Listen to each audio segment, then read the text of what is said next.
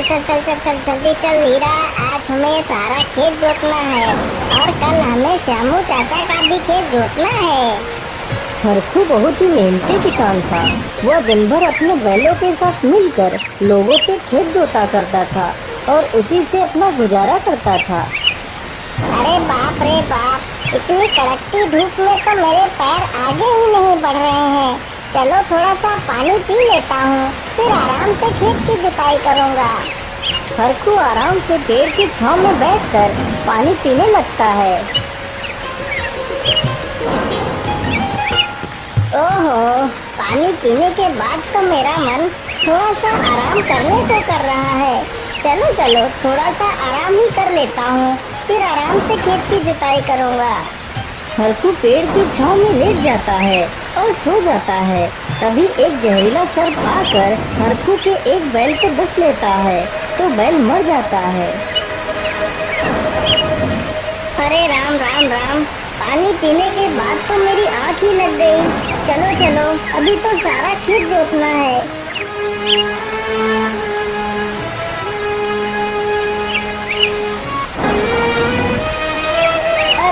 ये क्या हो गया मेरे बैल को? हे भगवान, मेरे बैल को तो किसी जहरीले सर्प ने काट लिया है। अब मैं क्या करूँगा? अपनी रोजी रोटी कैसे चलाऊंगा? हे ऊपर वाले, ये तूने क्या कर दिया? अब मैं किससे मदद मांगूंगा? बैल के मरने की वजह से हरखू बिलख बिलख कर रोने लगता है। तभी वहाँ से एक साधु गुजरता है। क्या बात है पुत्र, तुम क्यों रो रहे हो? बाबा, मैं तुम्हें क्या बताऊं, मेरा नाम हरखू है। मेरे पास 2 बैल हैं। उन दोनों बैलों के अलावा मेरा इस दुनिया में कोई नहीं है। इन बैलों के सहारे मैं मजदूरी करके अपना पेट पालता हूँ। लेकिन आज मेरे बैल को किसी जहरीले सर्प ने काट लिया है, जिससे मेरा एक बैल मर गया है। अब मैं क्या करूँगा बाबा? अपने लिए मैं खाना कहाँ से लाऊंगा? तुम परेशान मत हो, मैं तुम्हारे बैल को तो जीवित नहीं कर सकता, मैं नियति को नहीं बदल सकता, लेकिन मैं तुम्हें एक जादुई थाली देता हूँ।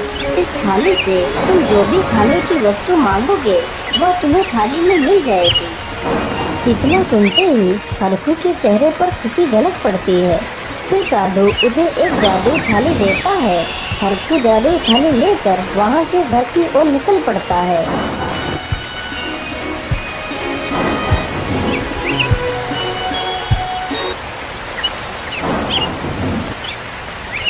अब तो मुझे बहुत जोर की भूख लग रही है।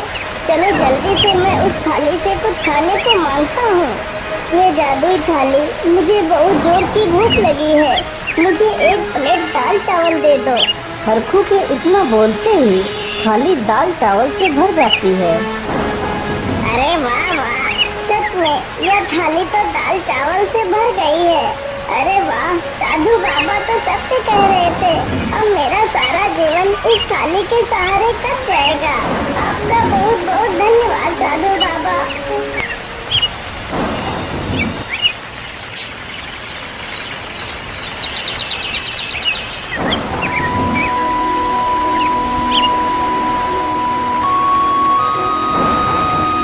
घनश्याम भैया, यह हरखू किसान तो कहीं गांव में दिखाई ही नहीं देता है।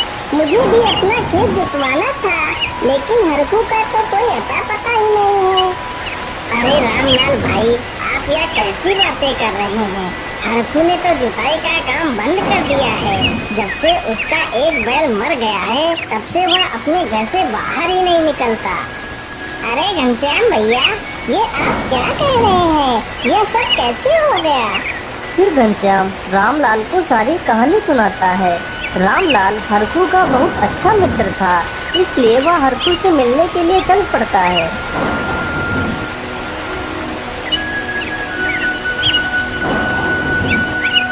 अरे हरखू भाई, तुम कहाँ हो? देखो मैं तुमसे मिलने आया हूँ। अरे ये कौन मुझे बुला रहा है? चलो चलकर देखता हूँ। अरे मित्र, तुम बोलिए कैसे आना हुआ मित्र? और तुम बाहर ही क्यों खड़े हो? अंदर चलो। बोलिए मित्र, तुम्हारा यहाँ आना कैसे हुआ?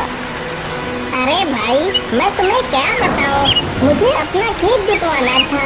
तो इसीलिए मैं तुम्हारे पास आया था। लेकिन तुम्हारे बैल के बारे में सुनकर मुझे बड़ा दुख हुआ। लेकिन भाई, होली को कौन टाल सकता है।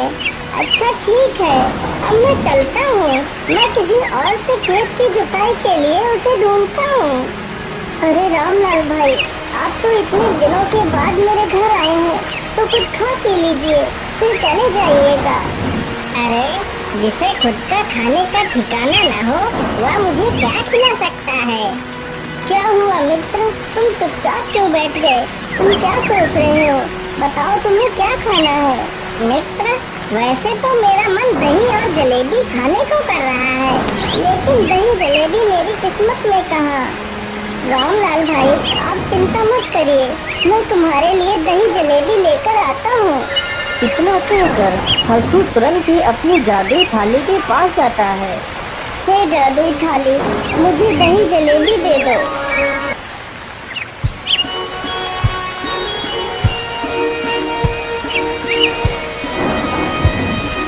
ये लीजिए रामलाल भाई, तुम्हारी दही और जलेबी। अरे, ये मैं क्या देख रहा हूँ? जिसके पास खुद को खाने के लिए एक पैसा नहीं है, वह मुझे दही जलेबी कैसे खिला सकता है। यह बात मुझे कुछ हजम नहीं हो रही है। रामलाल चुपचाप दही जलेबी खाता है और उठकर वहाँ से चला जाता है।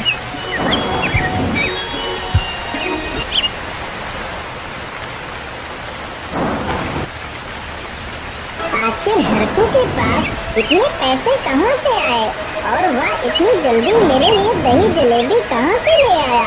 मुझे ये पता लगाना ही होगा।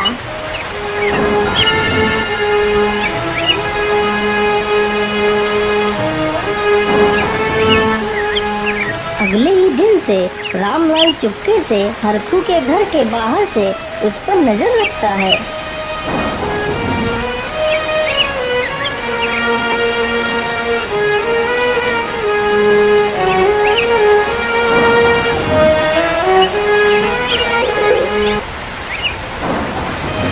हे जादू थाली, मेरे लिए एक थाली रबड़ी पूरी लेकर आओ।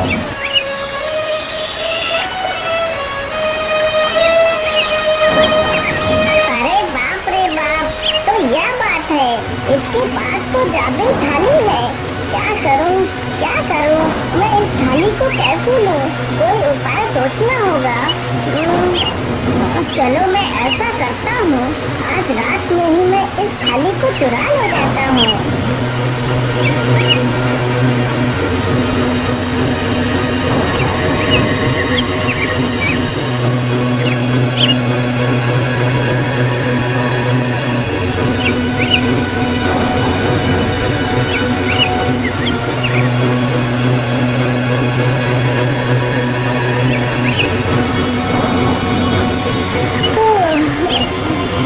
चलो, सुबह तो हो गई है।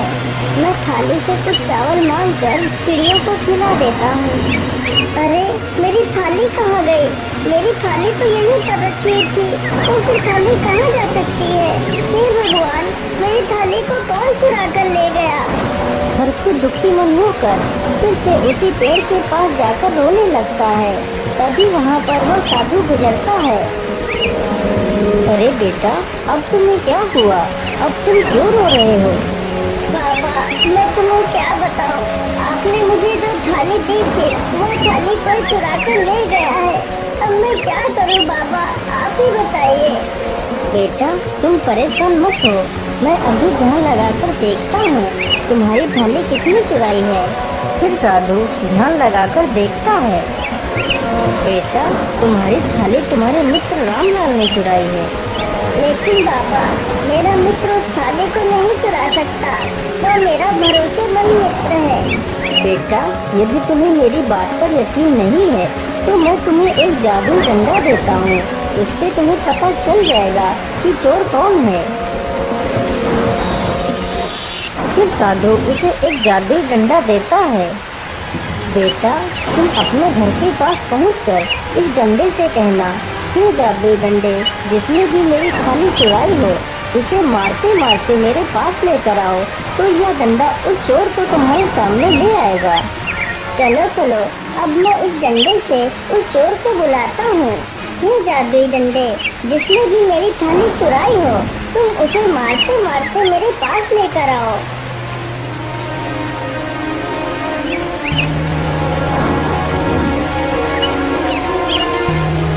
अरे अरे, ये क्या नई मुसीबत है?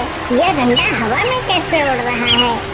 तभी वह जादुई डंडा रामलाल की पिटाई करने लगता है।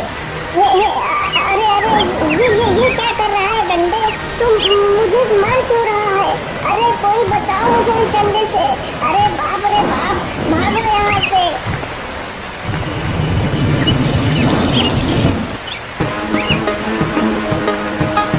अरे हरखू, मेरे मित्र, मुझे इस डंडे से बचा लो, नहीं तो यह डंडा मुझे मार डालेगा। नहीं नहीं, मैं तुझे नहीं बचाऊंगा।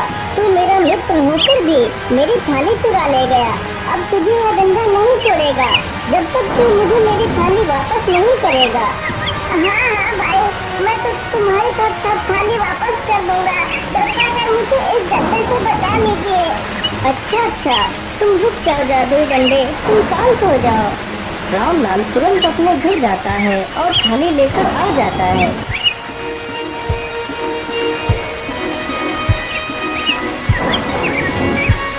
मित्र, कभी भी दूसरों की वस्तुओं पर अपना अधिकार मत जताना, नहीं तो परिणाम बुरा होगा।